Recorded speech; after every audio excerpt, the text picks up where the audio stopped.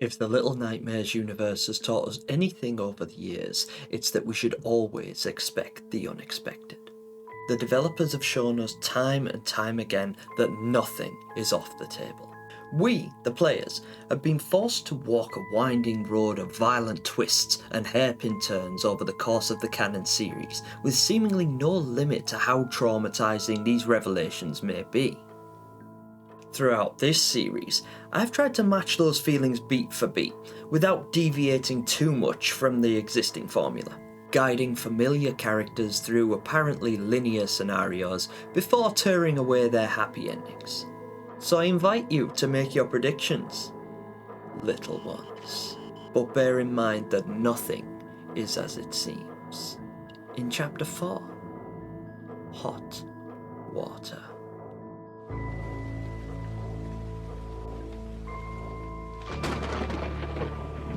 But first, the obligatory spoiler warning. This video will contain spoilers for Little Nightmares 1, Little Nightmares 2, and the Little Nightmares digital comics.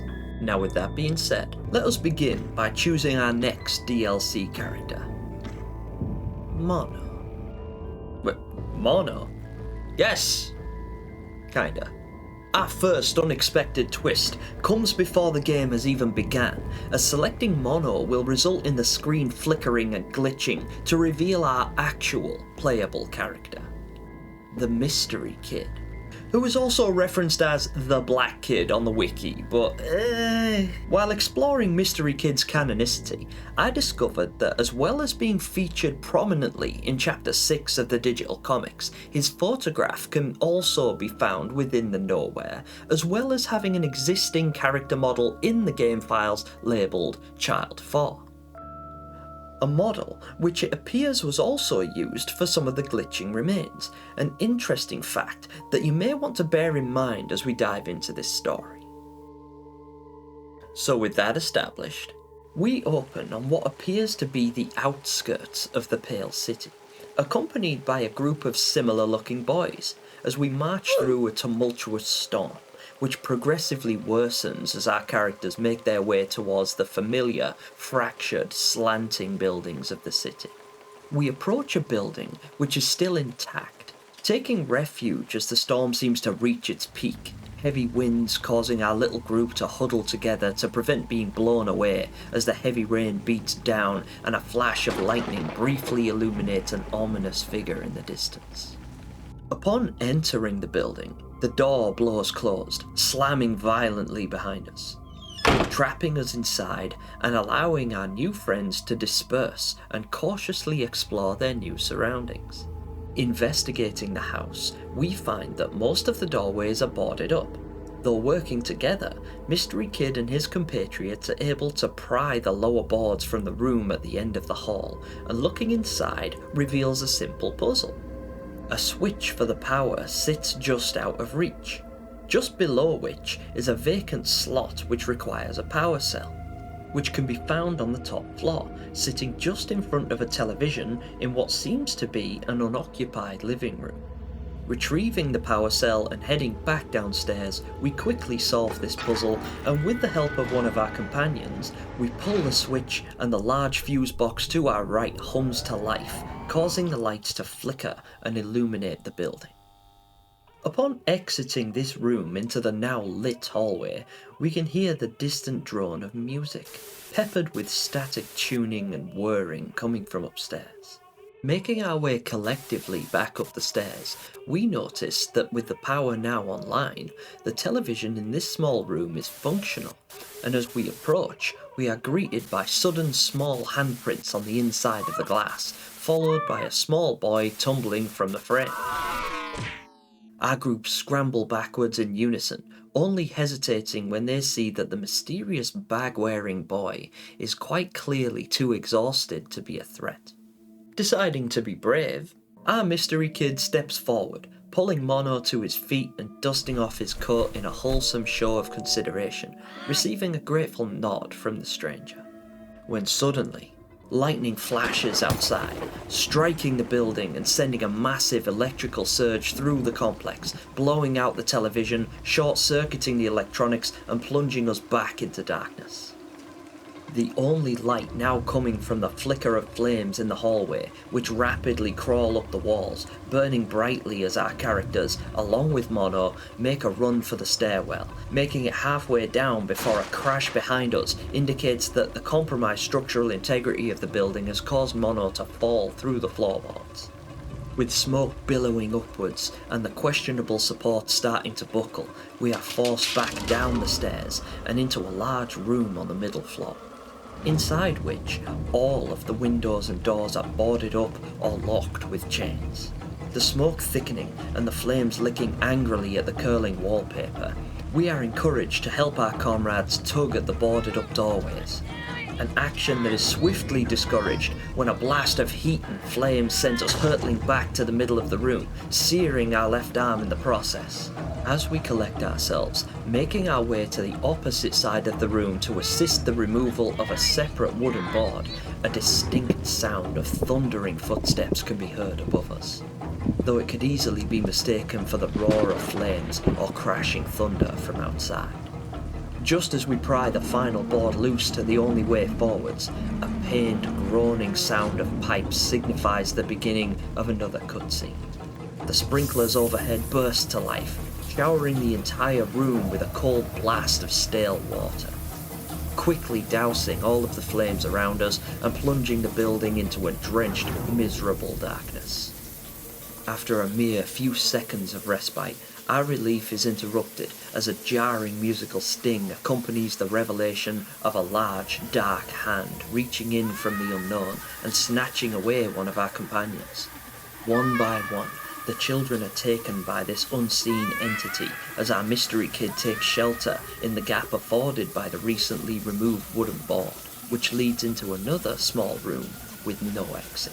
Peering out from our hiding spot, we notice the monster brazenly step out of the shadows, making his way into the center of the room, with the soft, limited lighting reflecting off his high-vis clothing stands the fireman. Emitting a gruff, low shriek, he charges towards us, swinging his massive axe into the wooden slats above us and splintering the wood, striking them so violently that they appear ready to give way, though trapping the blade of his weapon between them for just long enough for Mono to make himself known. Yelling out loudly to distract him, then bolting back into the hallway, Mono draws the fireman's attention away from us, rushing upstairs with the harrowing footfalls of the fearsome firefighter in hot pursuit. Wanting to rescue our only remaining companion, we head up the stairs after them, finding Mono climbing into what remains of the television, the cracked screen offering him little more than a temporary hiding space as our looming new enemy closes in. Returning the favour, once we are in close enough proximity, we too yell out to distract the fireman's attention. But now we're in trouble. Darting out of the room and down the stairs, heading back to our previous hiding spot will surely have us captured, so instead we continue down the stairs, back into the only available space to go.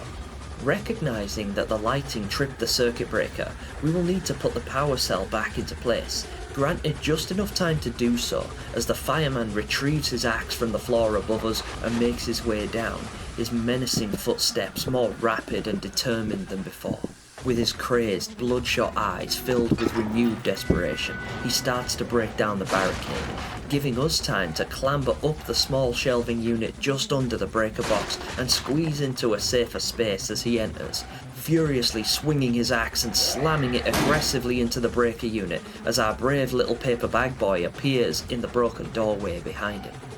As the fireman fights to loose his axe from the power unit, we have just enough time to dash out from underneath and join Mono, who boosts us up to the switch on the wall, which re-engages the power to the entire building and sends a powerful electrical current through the fireman's axe, travelling up the soaking handle and reducing him to a smouldering wreck on the ground.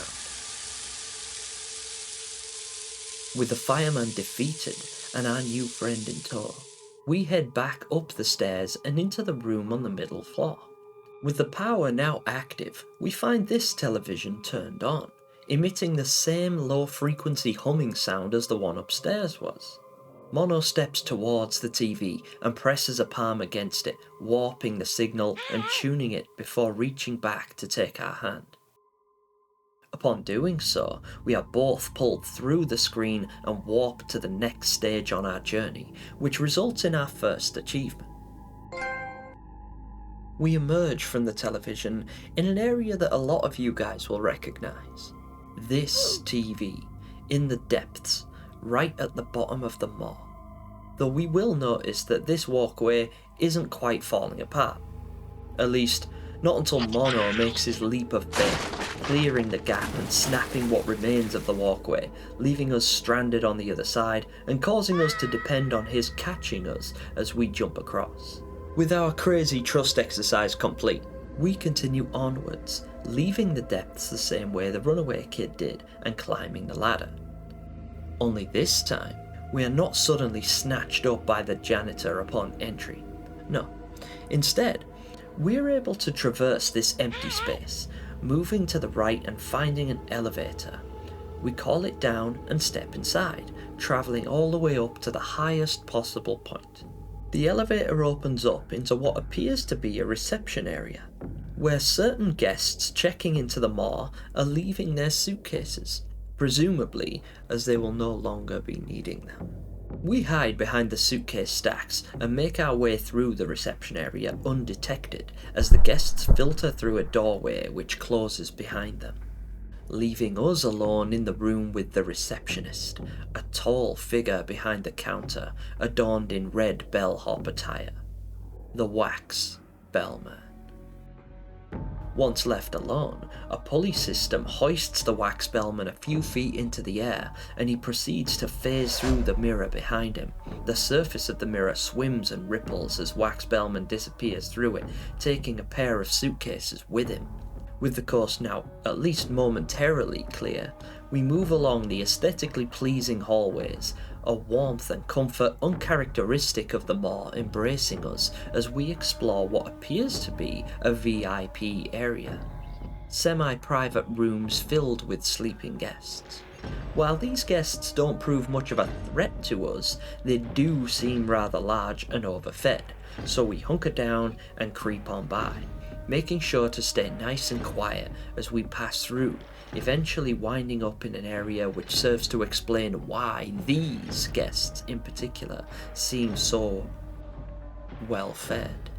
A small kitchen area with several unappetizing dishes and slabs of raw fish and meat scattered around as a hulking mass lumbers over them.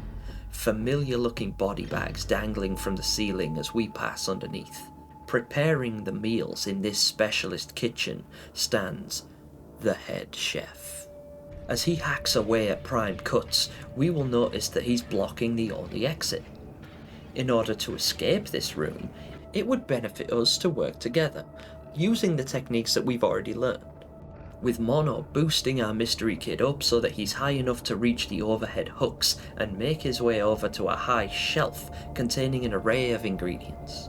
While Mono hides under a table below, we make our way across the top shelf and toss some unwanted ingredients into what we can only assume is the chef's special. Because upon noticing this, he will rush to the pot, noticing us in his frustration and roaring angrily, as Mono safely crosses the room below us, cranking up the heat on a stove as he passes by. The billowing smoke and climbing flames grab the chef's attention once more, causing him to rush around the opposite side, freeing us up to scurry along the top and down the shelves, joining Mono on the floor and exiting into this hallway. The lift doors, unfortunately closed and caged off, will require a little time to pull open. Time that we don't have, as one of the twin chefs come down in the lift. So we rush down the hallway together, rounding the corner for the safety of the bathroom at the end of the hall, hiding in here for just long enough for the chef to decide against pursuing us in favour of returning to his, delicacies. Mono and the mystery kid breathe a sigh of relief as the chef busies himself in the kitchen with the head chef. However, Just as we vacate our 400 IQ hiding spot, the mirror in the bathroom starts to ripple and swim with the image of the wax bellman, who seamlessly pushes his way through the mirror and steps into the room. So naturally, we book it, sprinting for the lift, which the chef thankfully left open and now accessible, barely outpacing the bellman as the doors close and we are whisked to the next floor up.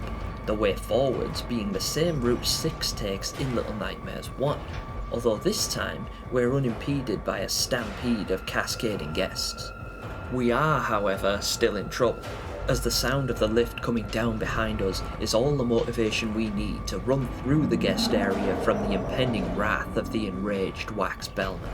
We scurry through the hall and over the tables, hurrying all the way to the end, only to find a dead end. With no other option, Mono hops to the hanging lantern and starts to swing as the bellman closes in, leaning through the gaps as we pass, trying to catch us. As the wax bellman runs out of options and starts to clamber through the final gap and onto the table, we take the hint, grabbing onto Mono's legs, our weight audibly compromising the structural integrity of the mast as we hold on. We let him swing us across, just clearing the gap and landing safely on the balcony parallel to us. Sadly, Mono is not as fortunate. His selfless act leaving him to the mercy of the bellman's grip as he's snatched from the lantern and carried away. We watch as our new friend is dragged back through the gap and taken out of sight, now entirely out of reach, leaving our character feeling very low and alone. Fine. Clutching our scalded arm and with nowhere else to go, we continue through the halls, following the same path as 6, though our mystery kid consumes considerably less gnomes as he passes. Clambering through this window and into the crawl space, we happen upon some discarded material. Pausing through a brief cutscene as we dress our burns, wrapping our damaged arm before continuing up the ladder, resulting in our second achievement. Now free to move calmly onwards, we climb the ladder and head up the lift, following the same route we did as 6 in Little Nightmares 1. The main difference being that we find the door to the ladies' room locked, but the room below left wide open. But we may be the reason she decided to seal this area off in the future.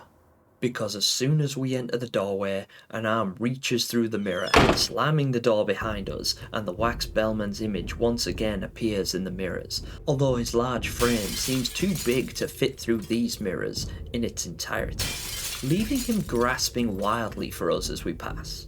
Haunting, distorted echoes of his furious wails can be heard as we pass, forcing him to quickly retract his hands in frustration, smashing the mirrors as they do so. His limbs scrambling desperately through each and every reflective surface we pass on our way down the seemingly endless corridor. As glass continues to shatter around us while we duck and slide from reach, we eventually come to the large hall, finding a mannequin head on the floor, curiously sitting under the spotlight. Our curiosity proves beneficial, as we find this final room unbarricaded and still full of mirrors, although unfortunately for us, they are all intact. A soft blue glow emits from each mirror in turn, as our job will be to systematically use our mannequin head to shatter the glass as our twisted tender reaches through them, interrupting his entry to the room. When the last full-length mirror starts to glow, tossing the mannequin head will reveal that the wax bellman has anticipated our move, and he catches the head in one hand, stepping partway into the room as a cutscene begins. Our character stumbles backwards, falling to the ground as a familiar voice calls out in our defense. We look back to find none other than Mono, stumbling into the room with his hand outstretched as the wax bellman is almost inside the room. But then, the light in the room starts to flicker as our little buddy raises a hand and his body starts to twist and warp, his form expanding almost to the ceiling as the swirling mist settles upon his new hulking form, and before us stands the ferryman. Our mystery boy, apparently between a rock and a hard place, hugs his knees and braces for the inevitable. until the ferryman extends a massive palm, his powers seizing the wax bellman, who is snatched from the mirror and suspended in the air, shattering the glowing blue glass and leaving it swirling in the air around him. His body cracking as it folds and contorts impossibly, while the ferryman fuses his flesh with the glowing blue shards, collapsing him into a series of red and blue spheres that merge together in a swirling vortex before our very eyes. As the dust settles, we scramble backwards as the ferryman takes 2 steps closer, dropping the newly formed amulet at our feet, emitting a literary of arcane vocals as he points to the newly crafted talisman. After a short and uncertain interaction, the pair of them seem to form an understanding as our character tugs the artifact over his foot, standing to display his new anklet. With that, the ferryman steps aside and gestures to the only remaining mirror, which sits face up on the table. We follow his instructions, climbing onto the table and crawling over to the mirror, pressing a palm to the surface and tilting our head curiously as it emits a soft glow, then starts to ripple before we fall through the surface of it and plummet into the unknown. We emerge in a familiar room, the mirror intact and an unusual looking porcelain mask on the vanity table beside us. The door to our right still locked, only now we find out why. Reaching down and donning the mask for ourselves, we assume a new look, standing up straight with renewed confidence and turning to find a small somebody creeping into the room. Somebody who's been trapped in here with no means of escape. Until now. We offer our new friend our hand as she climbs up onto the vanity table to greet us. Then, after a short exchange, our new friends vanish through the mirror, shattering its surface as we phase through with our newfound companion in tow. Then the screen fades to black as the credits roll, presenting us with our last achievement.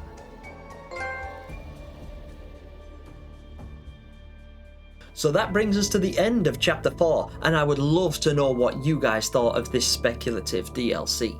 Now, I do understand that some people will have already been down to the comments to voice their opinion on this episode, and I'm aware that some people just like to poke holes in anything I make, but that's okay. Truthfully, I just wanted to have some fun with this episode, and play with an idea that came to me while I was watching some footage from Gamescom events over the years. Now, I'm sure there will be tons of questions about this episode and the twists and turns that took place therein, and I'll be happy to answer each and every one of them in my upcoming Halloween live stream. But for now, we're unfortunately pretty short on time, so please let me know what you thought by using the thumb buttons down below, preferably the upward facing one. And if you enjoyed this video, or any other videos from this series, then feel free to subscribe and ring that notification bell so that you don't miss the next episode. And whether you loved it or hated it, I sincerely hope to see you in my upcoming Halloween live stream for some festive fun, thought-provoking theories, and maybe even a ghoulish giveaway. But until then, little ones, that's game over.